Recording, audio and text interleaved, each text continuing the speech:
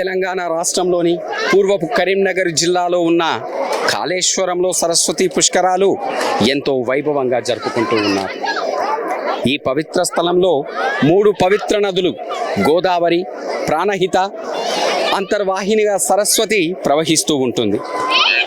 ఈ సమావేశ స్థలాన్నే త్రివేణి సంగమం అని కూడా పిలుచుకుంటూ ఉంటాం.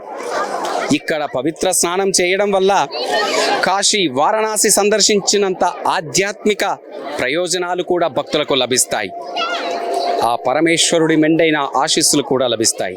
అంతర్వాహినిగా ప్రవహించే ఆ సరస్వతిని గుప్తకామిని అని కూడా పిలుచుకుంటారు. అంటే దాచిన అతి పవిత్రమైన అని అర్థం. ఎందుకంటే ఇది రహస్యంగా భూగర్భంలో ప్రవహిస్తుంది ఆ సరస్వతి నది. కాళేశ్వరం వద్ద పూజకు ఉపయోగించే నీరు ముక్తేశ్వర శివలింగం ఆ ముక్కు ద్వారా ప్రవహిస్తూ ఉంటుంది. భూగర్భంలో ప్రయాణించి ఆ గోదావరి మరియు ప్రాణహిత నదులలో కలుస్తూ ఉంటుంది. ఈ దైవిక సంబంధం కాళేశ్వరం వద్ద జరిగే పుష్కరాలకు ఎంతో ప్రత్యేకమైనది. ఇక్కడ ఆ కాళేశ్వర ముక్తేశ్వర స్వామివారికి జరిగే నిత్య అభిషేక జలం తిరిగి అంతర్వాహినిగా సరస్వతితో కూడి ఈ ప్రాణహిత గోదావరిలో కలుస్తుంది. అందుకే ఇక్కడ పుష్కర స్నానం ఎంతో మోక్షదాయకం.